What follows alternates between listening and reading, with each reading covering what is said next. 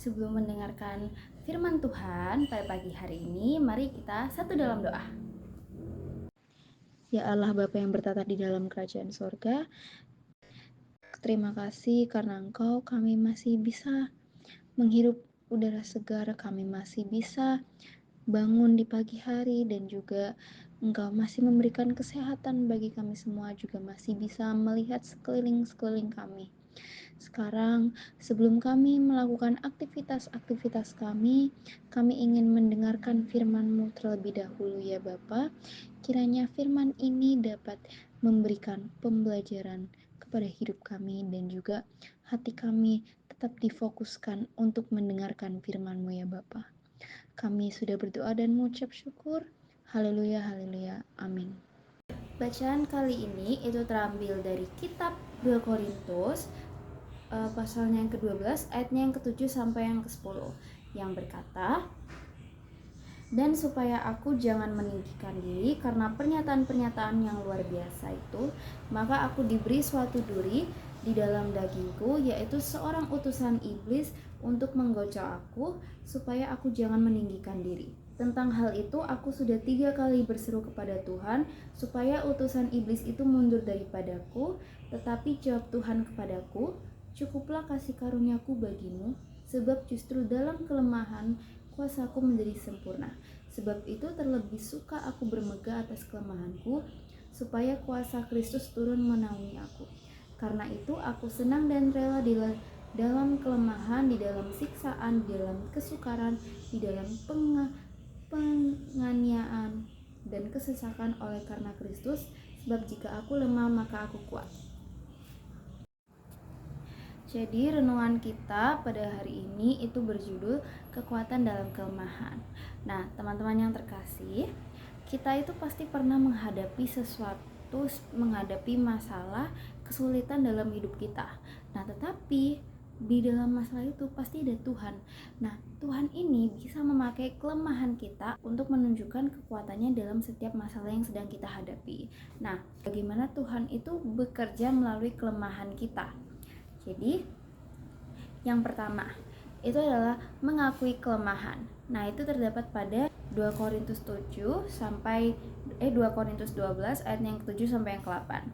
Itu yang berbunyi, dan supaya aku jangan meninggikan diri karena pernyataan-pernyataan yang luar biasa itu, maka aku diberi suatu duri di dalam dagingku, yaitu seorang utusan iblis untuk menggocok aku, supaya aku jangan meninggikan diri. Tentang hal itu aku sudah 3 kali berseru kepada Tuhan supaya utusan iblis itu mundur daripadaku.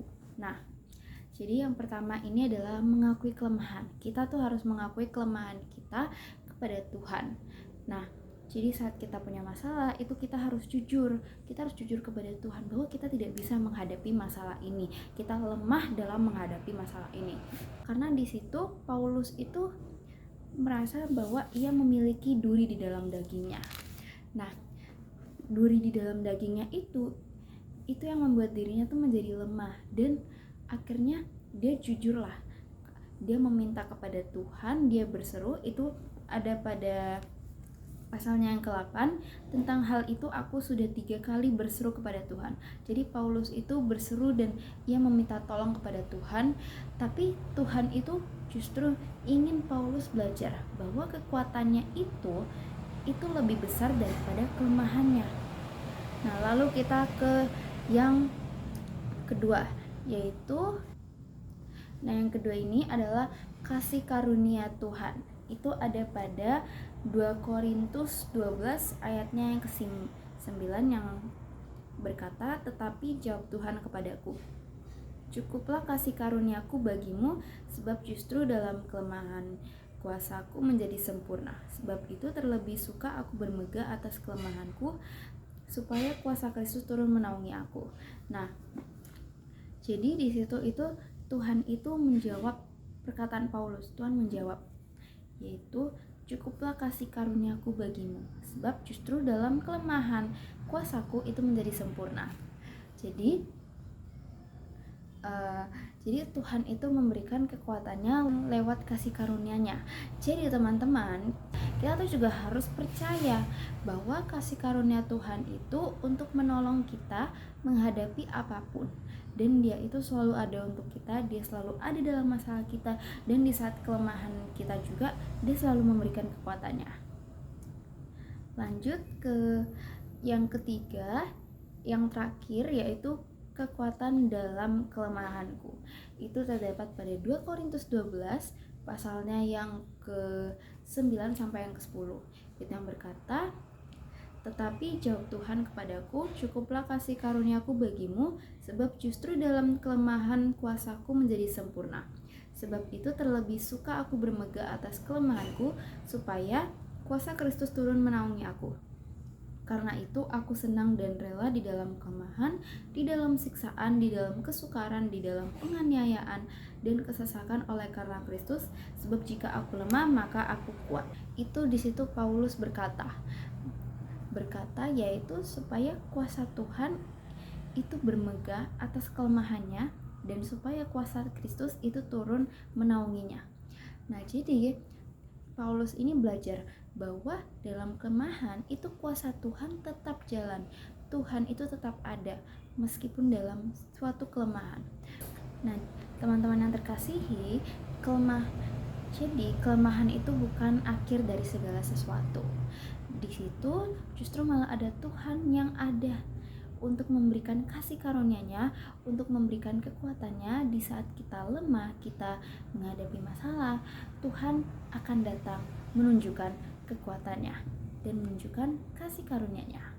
Amin. Mari semuanya kita tutup firman Tuhan pagi hari ini dengan berdoa. Mari kita satu dalam doa. Ya Allah Bapa yang bertata di dalam kerajaan surga, sekarang kami sudah mendengarkan firman-Mu.